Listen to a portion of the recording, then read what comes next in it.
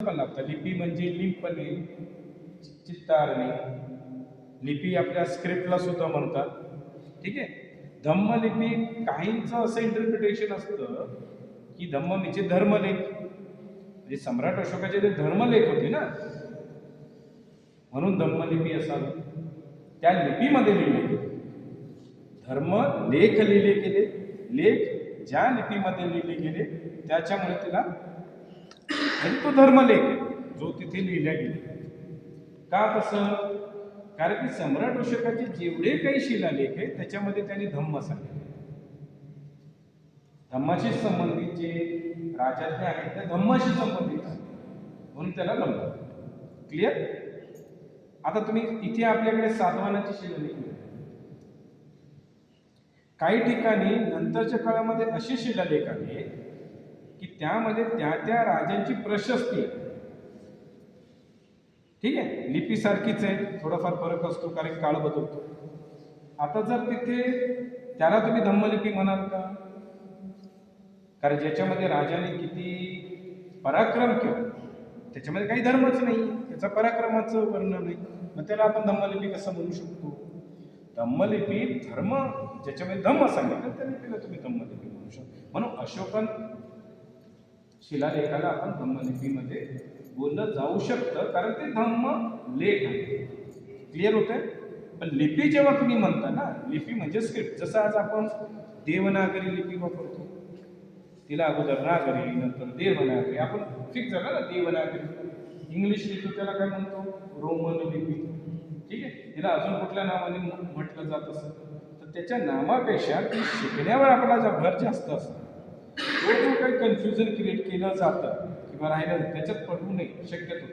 कारण तुम्ही त्याच्यामध्ये त्या वादात शिकला तर काय होतं की आपण त्या वादामध्ये जास्त इंटरेस्टेड होतो. लिपी शिकणं लाभलं मग त्याला तुम्ही अशोकन लिपी म्हणा, धम्मलिपी म्हणा, ब्राह्मी लिपी म्हणा, क्लिअर, किंवा इतर कोणत्या लिपीने म्हणा. पाली लिपी सुद्धा म्हणू शकतो. कनिंगहॅमने त्याला पाली लिपी सुद्धा म्हटलं. कनिंगहॅम सारख्या विद्वानांनी एक मी आर्टिकल लिहिलं होतं अगोदर ब्राह्मी लिपीवरती, फार जुने आहे, 2014च्या आसपासचं असेल ते काही, जेव्हा पालीपाठ संस्थेचं पत्रक तुम्ही काढ, त्याच्यावर मी सगळं लिहिलं होतं की त्याला विद्वानांनी त्या लिपीला काय काय नाव दिलं. फार जुनं आर्टिकल. तर त्याच्यामध्ये कनिंगहॅमचं मत काय आहे किंवा इतर विद्वानांचं मत काय, बुलरचं मत काय, त्याची उत्पत्ती कशी झाली, विद्वानांनी त्याच्यावर बराचसा अभ्यास केला ना. तर याच्यावर लक्षात येतं की त्याचं असं फिक्स काही नाही. आपण उद्दिष्ट म्हणून आपण काय करतो? धम्मलिपी म्हणा, धम्मलिपी म्हणा हा अर्थ करतो.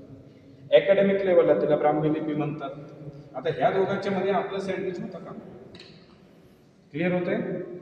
दोन पद्धत आहे. अकॅडमिशियन जे असतात ते त्याला ब्राह्मी म्हणतात. नॉन अकॅडमिशियन जे आहे, जे अकॅडमिक एज्युकेशन घेत नाही ते त्याला धम्म. आता याच्यामध्ये मध्ये असते. क्लिअर होतंय? तर आपण त्याला सध्या तरी सम्राट अशोकांची जी लिपी होती जी त्यांनी त्यांच्या शिलालेखांसाठी वापरली ते समजून आपण जाऊया. क्लिअर होतंय? आता याच्या संदर्भात काही प्रश्न असेल तर तुम्ही विचारू शकता. कारण की आपल्याला कन्फ्युजन बाजूला करून पुढे जायचं.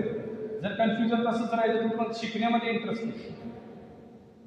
तुमचं लक्ष कुठे असेल? सर तुम्ही त्याला धम्मलिपी म्हणा, ब्राह्मी म्हणू नका. मग काय म्हणते? ब्राह्मी म्हणा, धम्मलिपी म्हणू नका. आणि याच्यामध्ये ते लिपी शिकणं लांब राहतं. क्लिअर? काय प्रश्न आहे?